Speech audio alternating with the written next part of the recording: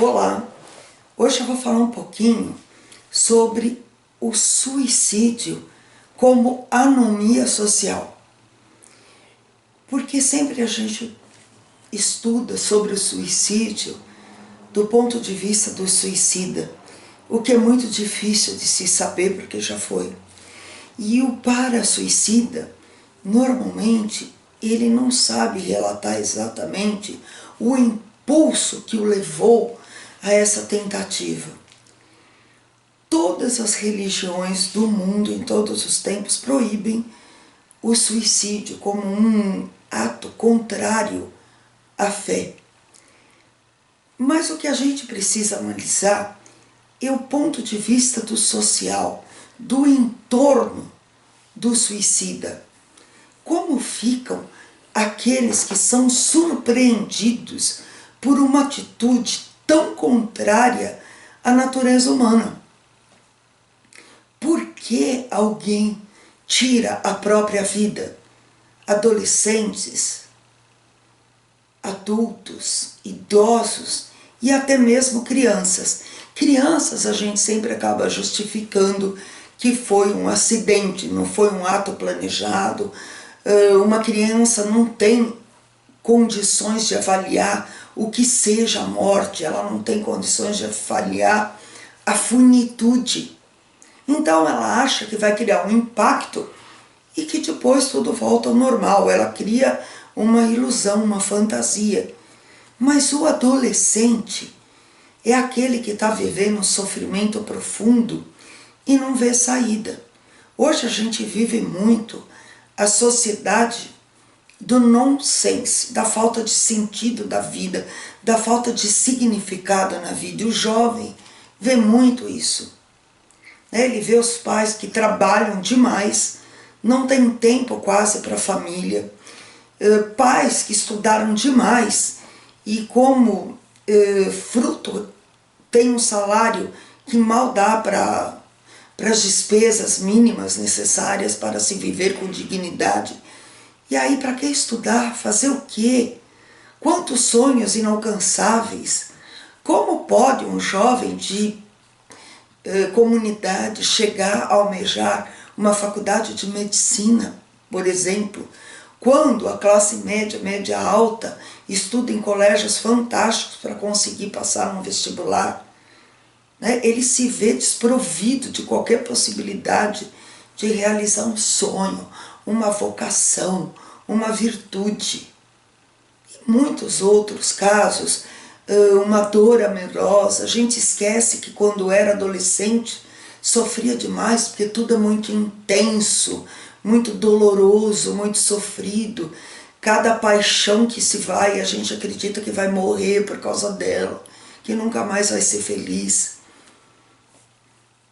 Além disso, o adulto também tem um sofrimento quando tem uma rotina de Sísifo, todo dia empurrando aquela pedra que quando chega no alto desce a ladeira abaixo, nunca podendo realizar completamente e plenamente o seu trabalho, fazendo atividades sem nenhuma criatividade, onde a fantasia é impossível, onde nada pode existir de criativo.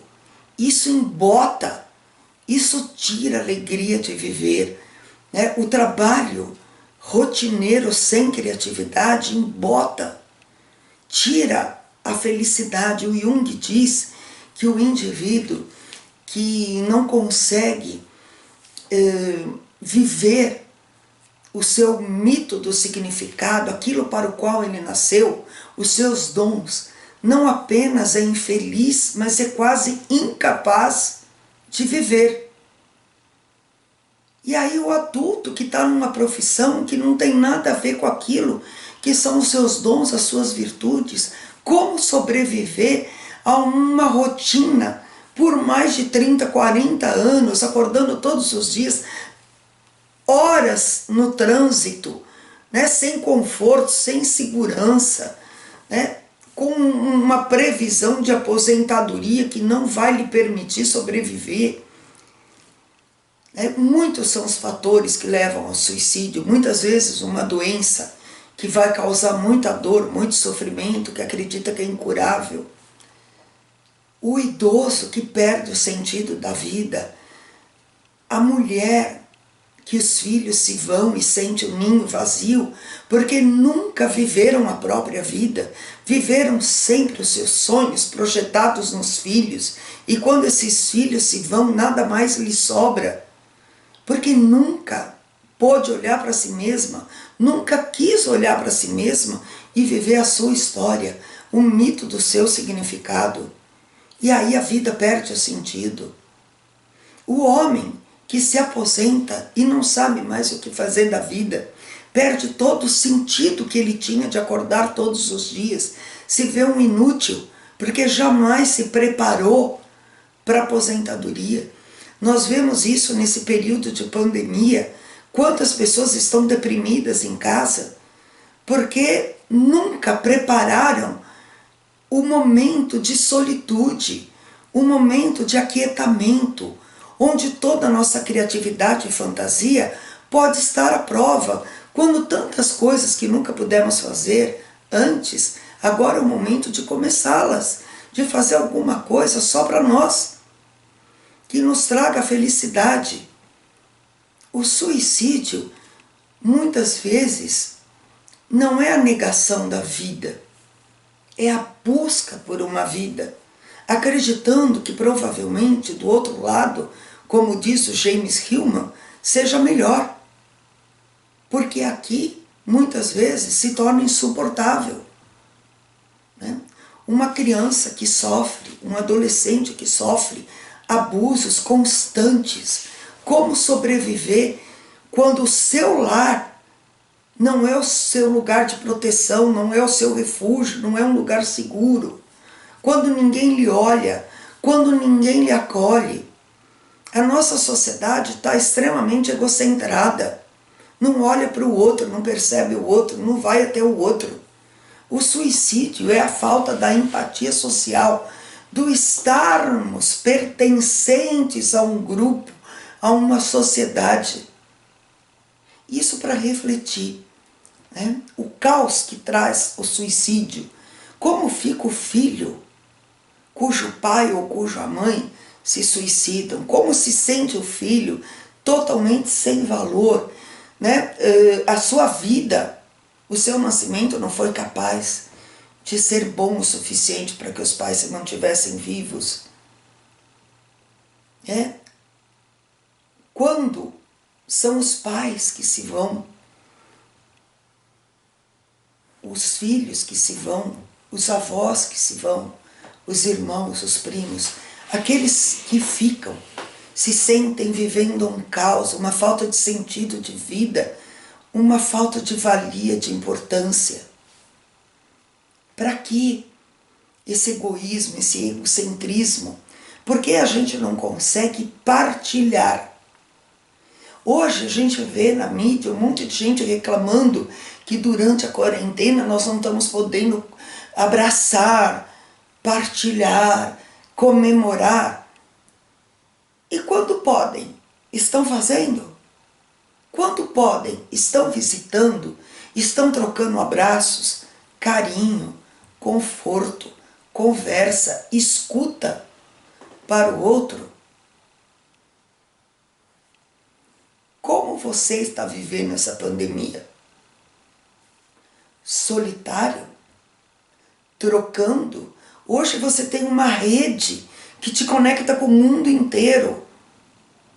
Mas ainda assim, quanta gente se sente absolutamente solitária? Com quem você poderia contar hoje para exprimir uma dor, um sofrimento, um desespero? Com quem você pode contar? E você que está bem, que está numa condição privilegiada, quem você pode escutar? Quem você pode ajudar? Um indivíduo aceito no grupo, amado, compreendido dentro daquilo que é o seu dom, raramente vai pensar no suicídio. O suicídio é anomia. Ele ocorre com aquelas pessoas que não veem razão de viver, que não tem o outro, que não tem o totalmente outro, essa esfera transcendente que justifica o estarmos aqui, aquela imagem de Deus em nós, aquilo que faz com que eu seja um ser importante. Nada mais importante do que ser filho de Deus. Qualquer outro status é inferior a esse. Mas é preciso que haja o acolhimento da comunidade. Deus, de alguma maneira, é o ser que nós aprendemos com os outros. Que na felicidade, na natureza, na existência, nós acreditamos nessa criação. Um indivíduo que se vê em extremo sofrimento, isolado e sem saída, como acreditar num Deus?